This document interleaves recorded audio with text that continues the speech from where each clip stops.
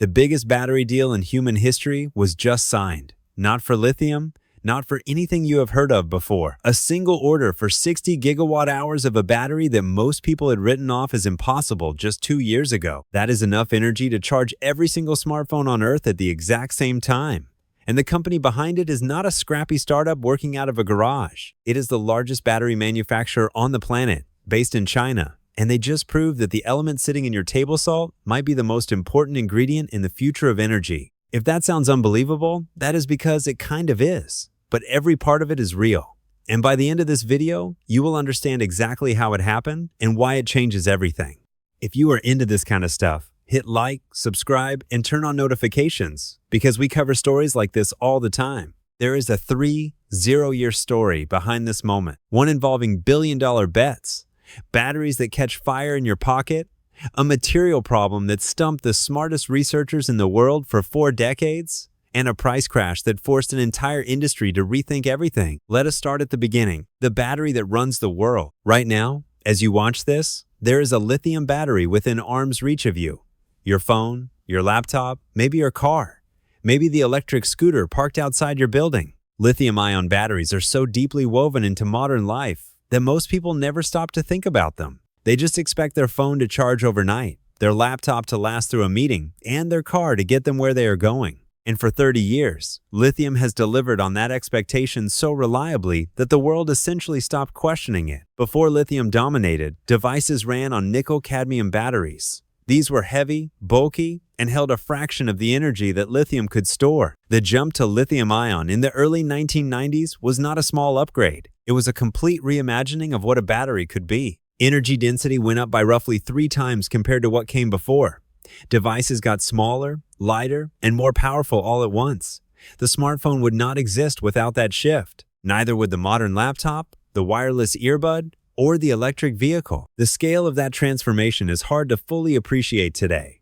In 1991, a single camcorder battery lasted about an hour. By the 2000s, the same weight of lithium was powering phones that stayed on for days. By the 2010s, it was moving cars down the highway for hundreds of kilometers. Each generation of devices pushed battery engineers to extract more from the same chemistry.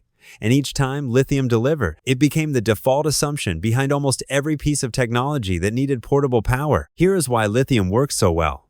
Inside every battery, you have 2 ends, a positive end and a negative end, with a liquid in between that carries charged particles back and forth. When you charge a battery, you are pushing those particles from one end to the other and storing them there. When you use the battery, those particles travel back, and that movement generates electricity. In a lithium battery, those charged particles are tiny. Lithium is one of the lightest elements on the periodic table, which means you can pack an enormous number of particles into a very small space. More particles means more energy stored for the same weight. Lithium also has one of the strongest natural drives to push electricity through a circuit, which means more power per cell without needing a bigger battery. Put those 2 things together and you get a battery chemistry that, for 3 decades, nothing in the world could seriously challenge. But here's the thing about something that works really well for a really long time. People stop asking whether something better might exist. They stop funding the alternatives. And when that happens, the cracks in the foundation have a tendency to quietly get bigger until they are impossible to ignore. The secrets nobody talked about. In 2016, Samsung released the Galaxy Note 7. The reviews were great. The pre-orders were strong. And then, within weeks, the phone started catching fire in pockets, on planes, on bedside tables while people slept. Airlines banned the device from flights. Samsung eventually pulled the entire product line at a cost of $5 billion. And the Note 7 became one of the most infamous product failures in consumer electronics history. But here is what most people missed. This was not really a Samsung engineering failure. Samsung made specific mistakes in how they designed that battery, but the underlying danger was always there, sitting quietly inside every lithium battery ever made. The liquid inside a lithium battery that carries the charged particles is made from organic solvents. Those solvents are flammable by nature. The materials which are best at carrying lithium particles efficiently happen to be the same materials that burn. If a battery overheats, gets punctured, or gets overcharged, that liquid can ignite. And when one cell catches fire, the heat it produces raises the temperature of every cell around it until they ignite too. a chain reaction spreading from cell to cell like dominoes falling in a box.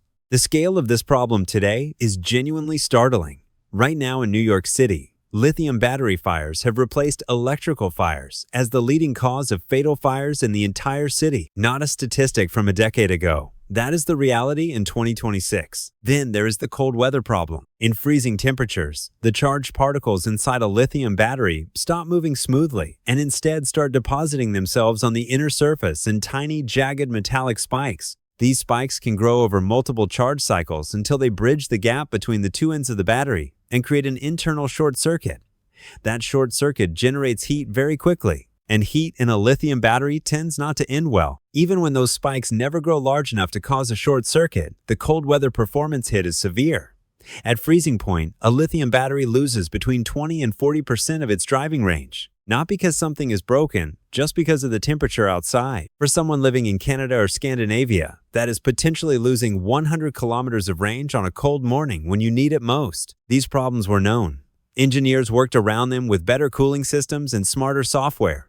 But the core chemistry never changed. And the reason it never changed brings us to a problem that had nothing to do with science at all. A supply chain built on thin ice. 3 countries, Australia, Chile, and China, control 90% of the world's mined lithium. China alone processes about 65% of that raw lithium into battery-grade material and manufactures around 75% of all lithium-ion batteries on Earth. That means most of the world's electric cars, phones, and energy storage systems depend on a supply chain running through a very small number of places on the map. Between 2020 and 2022, the price of the key lithium raw material went up by a factor of 8.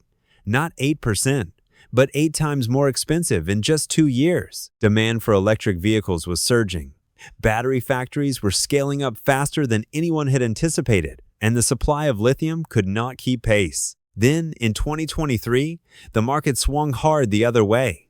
Lithium prices crashed by more than 70% in a single year. Battery companies that had locked in long-term contracts at peak prices were suddenly paying far more than the market rate. The whole industry was running their multi-year business plans against a commodity that behaved like a meme stock, completely unpredictable, totally outside their control. For governments trying to build energy independence, and for car companies trying to hit price targets that would make electric vehicles accessible to average buyers. This was a fundamental, strategic vulnerability. The world had built the foundation of its clean energy future on top of a raw material that a handful of countries controlled, with prices that could double or collapse based on factors completely outside the battery industry's control. And yet, despite all of this, the industry had spent 30 years looking almost exclusively at lithium.